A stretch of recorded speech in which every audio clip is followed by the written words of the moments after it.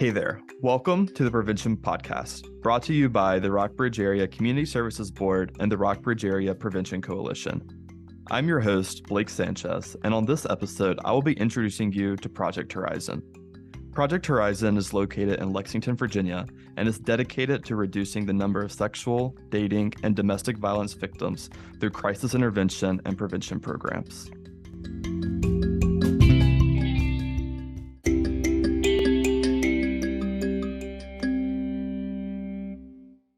Today, I am joined by Michaela Stafford, who is the Campus Services Coordinator at Project Horizon. Thanks for joining us, Michaela. Yeah, thank you for having me. I'm excited to talk about services and have a good chat. To begin, Michaela, could you tell us a little bit more about Project Horizon? Yeah, sure. So, like you said, sort of in your introduction, we are the umbrella agency over all of Rockbridge County that serves survivors of domestic, sexual, and dating violence. Our mission statement says that we're dedicated to eradicating all of these forms of violence in our area, right? And so that means a lot of things for us in terms of service. We have a shelter that people can come to if they're fleeing danger. We have counseling services. We also offer like outreach and education and things like that. So pretty much anything that we can tie back to our mission statement and our values of eradicating those forms of violence, we try to cover as broad of a scope as is possible. Awesome. You kind of briefly mentioned some of the services that Project Horizon is able to offer members of the community. Could you maybe talk about maybe some of the more widely or the most used or most common types of ways that you kind of help members of the community? Yeah, absolutely. I think probably what we're the most known for is our shelter. So in 1996, they built kind of the first core piece of our shelter, which is right here on our main campus. We're all in one building. And that's for folks that either call our hotline or we're connected with through like court proceedings, legal advocacy. Maybe our disability services coordinator has met someone out in a group home, things like that. And it becomes evident that they're in an unsafe situation in their home and they need to be here for some reason. And we can provide 24-hour service in that way, 365 days a year, whenever people need it. I think that's probably what most people are like aware of us for. But we do a whole bunch of other stuff kind of on top of and in tandem with that. So even if someone doesn't need shelter services or isn't ready to come to shelter or something like that, we offer legal advocacy. So Ellen Wheeler, who is our legal advocate, spends a day in each jurisdiction of court every single week. And she basically just goes and she offers accompaniment and conversation and support throughout any legal proceedings that anyone has. And that's BV and like Rockbridge, Lexington. We also offer confidential counseling. So people that come in that just want to have a conversation or want to get some ongoing support that are survivors of domestic violence, or survivors of sexual violence, that just want that like ongoing treatment type stuff. And that's all completely confidential and free as well. And some people, some of our clients are with us for years. Some people come for a few months, a few weeks, really just whatever works best for them. And we also have a 24-hour hotline that I think I mentioned briefly a minute ago, but I think that's probably where we end up with a lot of new clients, people that have heard of us, have seen our number somewhere, have been referred from somewhere else, that make a phone call and get connected with our services that way.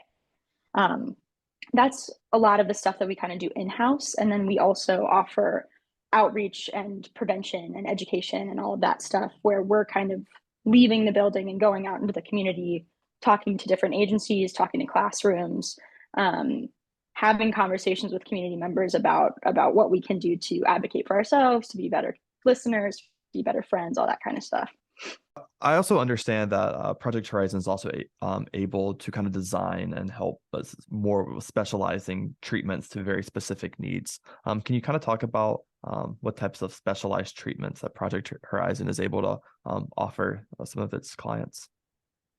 Yeah, absolutely. I think in keeping with our approach to getting as many people services as possible and connecting with as many people as possible, we realized that members of our community occupy lots of different intersecting identities and that those change the equation for people, right? That like where you're coming from and where you're at is going to change the way that you experience these forms of violence or like your risk of experiencing those forms of violence. And so we have a few different avenues in which we're able to kind of reach out further to people where they're at. And one of those is that we have a disability services coordinator.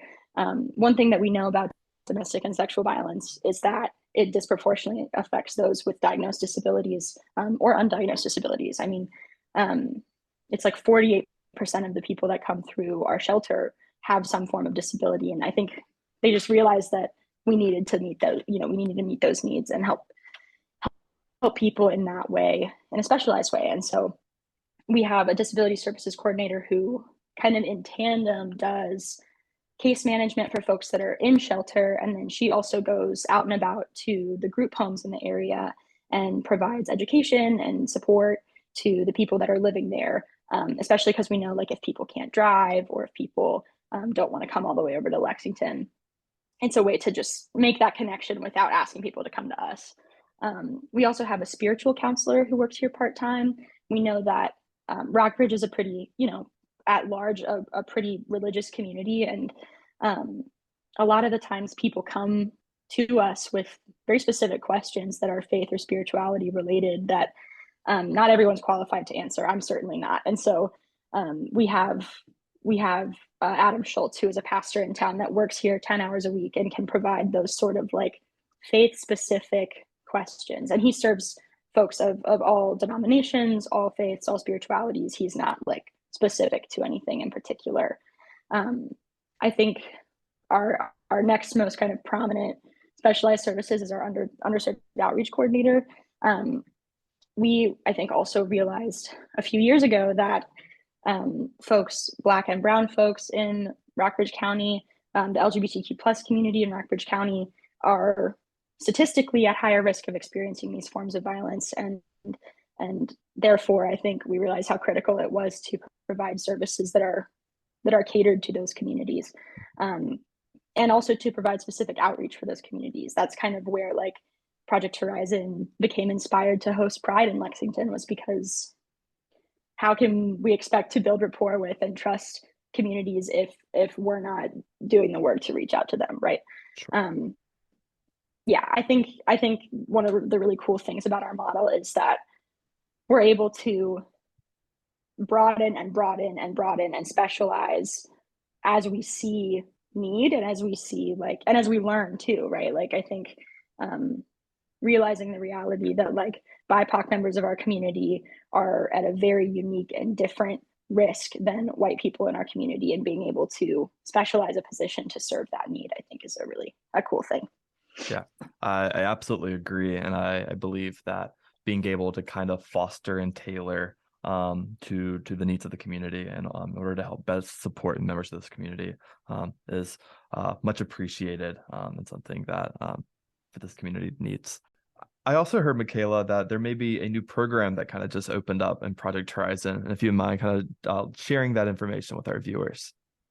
Yeah, I think it's one of the most exciting things, certainly that's happened since I've been here, but honestly, probably for longer than that. We have just this month opened a new forensic nursing center here in Rockbridge County. And for folks that have worked with us before, you know that this has been in the works for really the entire time that our executive director, Judy, has been here, which is like 20 years. And I think the thing that's so exciting about it is that up until now, when someone has called in need of a PERC, which is a physical evidence recovery kit, that's the thing that people get to collect evidence and get medical care after they've experienced a sexual assault.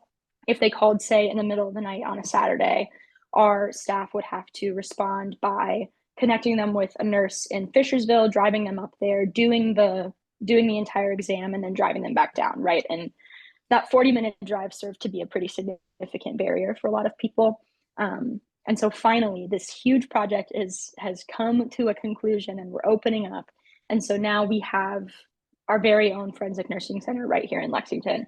And so when someone calls and needs to get a PERC or is interested in getting a PERC, now instead of having to drive in the middle of the night to Stanton, we're able to do it by appointment here in Rockbridge County. And so it's thrilling. I think that it's going to make that process a lot less re-traumatizing for people. I think that it's going to make the entire process just a lot more seamless and more accessible. And so we're thrilled about it. I know that Judy has been working on it for forever, and our staff is like, we're just so giddy that it's finally happening. So yeah, very, very cool, very exciting announcement. And it'll work the same way as perks have worked in terms of protocol. So people will still call us, we'll still respond, we'll take care of all of the middlemen in the situation, and all people have to do is come with us and get their exam done.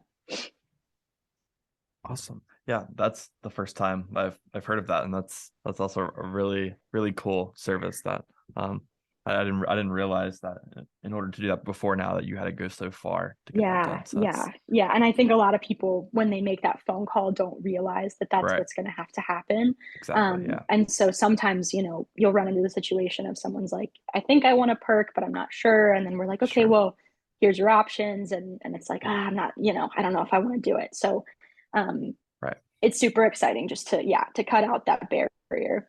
100%. I know you kind of briefly mentioned the hotline, but say if someone is in need of these services, or they know someone who could use the services that Project Horizon provides, is the hotline the best way to get in contact? Should they be willing to or wanting those services? And are there any eligibility requirements needed to participate in any of these programs? Sure. Yeah, I would say the hotline probably is the quickest way to get in touch with us, although it's certainly not the only way. We end up also acquiring a lot of clients or connecting with people just through conversation. Like, for example, I do a lot of stuff in our higher ed institutions, and I'll meet people through programs that I'm doing or things like that, and they come to us that way. Or I know I'm very aware of sort of the generational reality of like making phone calls, and so we also offer like email services. If somebody wants to email one of our staff members, that's always 100% okay. And all of our specialized emails, like if you want to talk to me about Title IX stuff, or you want to talk to me about prevention stuff, or you want to talk to Ellen about legal stuff, anything like that, those are all on our website. I know, especially for those like young adults kind of demographic, people aren't always super thrilled about making a phone call, but that's probably the quickest thing to do, but we got other options as well. And I Awesome. guess to speak to eligibility requirements, I think our service model is that we try to say yes and get services to as many people as is possible. I think that a really common misconception about the forms of violence that we address are that there's like a line that's like bad enough, right? Of like, or hurtful or harmful enough that somebody qualifies for services. And I think we try really hard to embrace a different approach that like there is no line of like, oh, well, I'm in a relationship and my partner is unkind to me or says things that are hurtful to me or has like exhibits behaviors that are clearly very unhealthy. But I just don't know if it's enough, right? I think that that's something we hear a lot. And I would just encourage people, like, if you feel like maybe you want to call us. And at the very least, we'll be able to connect you with the right resources, right? Even if it ends up being a situation that maybe we're not the best fit, or they're not going to be in Rockbridge or whatever it is, like, still call. Yeah, it seems like just from hearing you talk that Project Horizon as an organization really puts community first and really does all that it can to help members of the community. And we're just wondering and interested, how do you see Project Horizon fitting within the Lexington-Rockbridge County community in ways that it interacts with community members, other nonprofit organizations, and things like that? I think in the spirit of our mission statement, right, that I think we end up calling back to that a lot of like, are the things that we're doing in alignment with that mission and with our values. I think that collaborating with other institutions in the community and with members of our community is like very foundational to our ability to do that work, right? Like, I think if we aren't able to operate in partnership with organizations like RARA, with the universities, like with the K-12 schools, with churches and faith organizations, all of those things, like, then we can't provide services effectively. And so I think, to speak to, I guess, the way that we try to interact with other organizations, is that we try as hard as we can to understand that we're not going to be experts in every situation, and we're not Sure. going to be the people that maybe are best to be like always holding a microphone. And so I think especially recently our approach is very much like, what can we do to support and uplift other members of our community? And I think like my belief certainly is that if we do that effectively, then our services improve, right? And our ability Right. to help people improves. um, and so I think partnership and collaboration really is the perspective that we try to come from as much as we can. Are there any opportunities for community members to get involved to help support the efforts of Project Horizon? Absolutely. I'm so glad you asked. Yeah, there's a ton of different ways that people can plug into the things that we're doing. The first, and I think one that people are it's kind of like the highest level of engagement would be to sign up to volunteer. I understand that our volunteer program is pretty comprehensive. We have a 16-hour mandatory training with 6 hours of shadowing and kind of ongoing commitment. And I know that it's not for everyone, but for people that are interested in doing it, I think it's a really cool way to engage with residents, engage with staff, learn about these issues, connect with other organizations. So that's one way. And I think even if people are not interested in ongoing volunteering, I'll tell people always like, if you want to commit the 16 hours to just come to the training, that's, I think, also a really valuable thing. You get to plug into discussions about domestic and sexual violence prevention and other like intersecting issues and identity and all that kind of stuff. And so I think even if people don't want to like dive all the way in and volunteer consistently, coming to training is always really cool. Um, if people are interested in contributing but not necessarily wanting to carve out time to come volunteer, we are always accepting donations. There's a drop down page on our website that usually has a list of like most needed items. But honestly, like we accept most everything. The only things that we can't accept are like weapons and like prescription medications and things like that. But we're always in need of household items, clothing, hygiene products, stuff like that. Um, I think especially because the nature of emergency housing is that people are coming in and out often very quickly, and so we burn through supplies pretty fast. And so when people are cleaning out their homes, or if people want to do item drives, anything like that, we'll always accept stuff like that. I know that Project Horizon also takes part in lots of big annual events, and hoping that you can kind of discuss more upcoming events and events to be on the lookout for later in the year. Sure. Yeah, I think the we have two sort of event heavy months every year at Project Horizon. We participate pretty heavily in Sexual Assault Awareness Month, which is April, and we also participate pretty heavily in Domestic Violence Awareness Month, which is October. Um, that's not to say that's the only outreach stuff we do, but that's sort of our recurring, like every single year, we're going to make sure that we connect with our community in some special way for these months. So April is coming up in just a couple months, and we are always kind of trying to pivot and change and figure out what will best serve our clients and what will best serve our community. And so in the past, we've done speak outs almost every single year, and I think this year we've decided not to do a speak out for April because we're going to extend some services and support to other speak outs that are existing already in the community. Um, and we actually decided that this year, the approach we want to take to Sexual Assault Awareness Month is to redo and renovate and kind of beautify our play area here at the shelter. We thought it would be a really cool way to benefit our clients and to just kind of build that community and get lots of different stakeholders participating. So more updates to come on stuff for April. And I think in terms of other annual events, we always do Pride in October. I know that it's not in June like how it is in a lot of other municipalities, but we realized that a lot of our participation does come from students, and we wanted to make sure they were able to participate. So we do it for LGBTQ plus History Month instead of Pride Month. And so that's always a really cool and really fun and really like connecting event. That's really exciting. Yeah.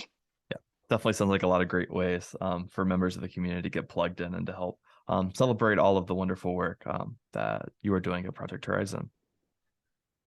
Thank you so much for joining us today on this episode, Michaela. To kind of end, do you have any last words of advice for anyone who may be listening to this episode and a way to reach out in case they're in need of your services at Project Horizon? Yeah. I think something that always strikes me as being very relevant when reaching out to people and just like having conversations with community members is that, like, if you are going through any of these forms of violence, you are not alone.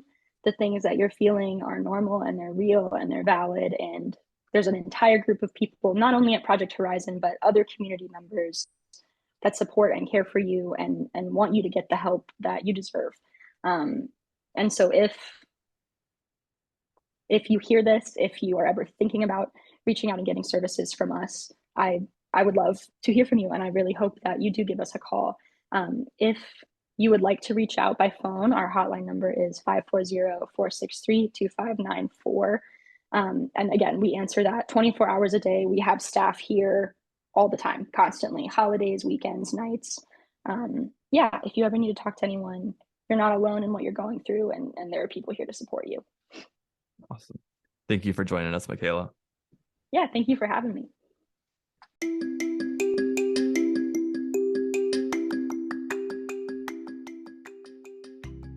Thanks for listening to this episode of the Prevention Podcast.